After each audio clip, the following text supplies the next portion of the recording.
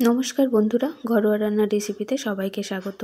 আজকে আমরা চিকেনের আরেকটা নতুন রেসিপি নিয়ে এসেছি, চিকেন ভুনা। তো দেখতে থাকুন। আমরা প্রথমে চিকেন নিয়ে নিয়েছি 1 কেজি পরিমাণে। তার মধ্যে টমেটো, কাঁচা লঙ্কা, আদা, রসুন পেস্ট করে মেখে রেখেছি। তার মধ্যে দিয়ে নিয়েছি হলুদ ও লবণ। এরপর আমরা আধা ঘন্টা ঢেকে রেখেছি। আপনারা চাইলে বেশিও ঢেকে রাখতে পারেন। এর মধ্যে কড়াই গরম করে তেজপাতা, গোটা ধনে, গোটা জিরে, গোটা বড় এলাচ, লবঙ্গ, মৌরি, গোলমরিচ ও 10 মতো কাবাব চিনি দিয়ে একটু হালকা করে ভেজে নেব। কাবাব চিনি চেনার উপায় হলো গোলমরিচের মতোই দেখতে, কিন্তু এর পেছনে ছোট্ট একটা লেজ আছে। এরপর আমরা ফোড়নের জন্য 3 থেকে 4 কোয়া রসুন গ্রেট করে নিচ্ছি এবং আদাও একটু অল্প মতো গ্রেট করে নিচ্ছি, আর 3-4টে মতো কাঁচা লঙ্কা গ্রেট করে নিয়েছি। এরপর আমরা কড়াইতে তেল গরম করে ফোড়নটা দিয়ে নেব। রসুনের গন্ধটা প্রায় বেরিয়েই যাবে, ব্রাউন ব্রাউন কালার হয়ে যাবে। তখন আমরা তার মধ্যে দিয়ে নেব কুচিয়ে রাখা 5 থেকে 6টা মিডিয়াম সাইজের পেঁয়াজ। আপনারা সম্পূর্ণ ভিডিওটা স্কিপ না করে অবশ্যই দেখবেন।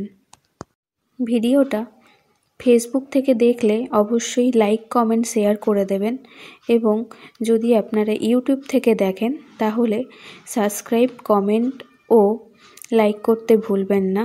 পাশে থাকা বেল আইকনটা অবশ্যই প্রেস করে দেবেন, তাহলে আমাদের অন্যান্য ভিডিও যখন আমরা পোস্ট করব, নতুন ভিডিও, তখন আপনাদের কাছেই প্রথম পৌঁছে যাবে। পেঁয়াজটা এদিকে ভাজা হচ্ছে, এদিকে আমরা ভেজে রাখা মশলাগুলো এবার গুঁড়ো করে নেব। মিক্সিতে দিয়ে নিয়েছি, গুঁড়ো হয়ে গেছে। এর মধ্যে কড়াইতে পেঁয়াজগুলোও ভাজা হয়ে গেছে।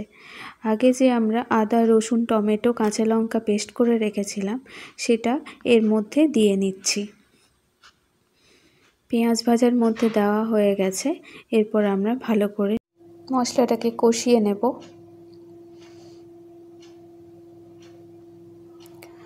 সবাইকে জানাই নতুন বছরের অনেক শুভেচ্ছা।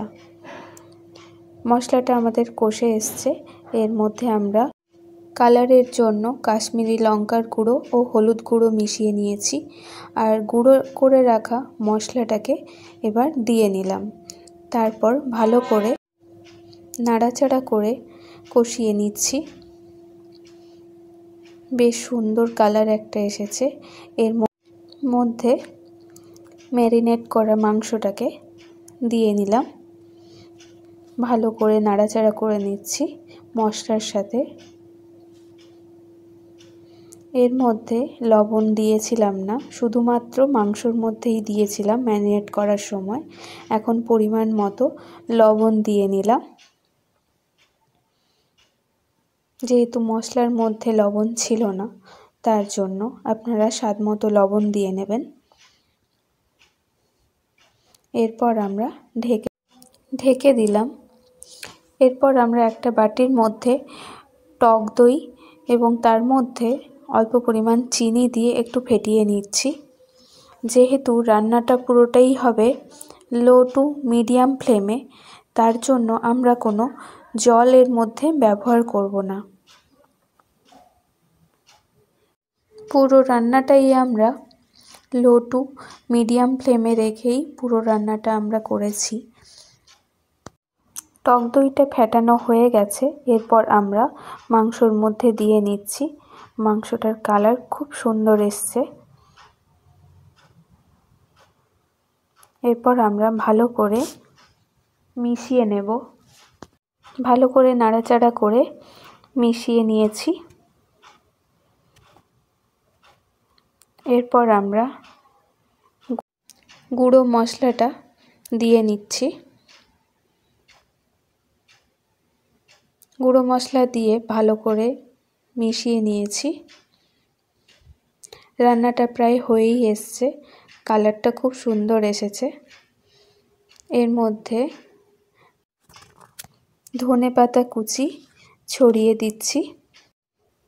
রান্নাটা থেকে দারুণ সুন্দর একটা গন্ধ বেরোচ্ছে। রান্নাটা অবশ্যই আপনারা বাড়িতে বানিয়ে খাবেন। এই রান্না আজকে এই পর্যন্তই। দেখা হচ্ছে অন্য কোনো ভিডিও নিয়ে। তো আজকের মতো টাটা।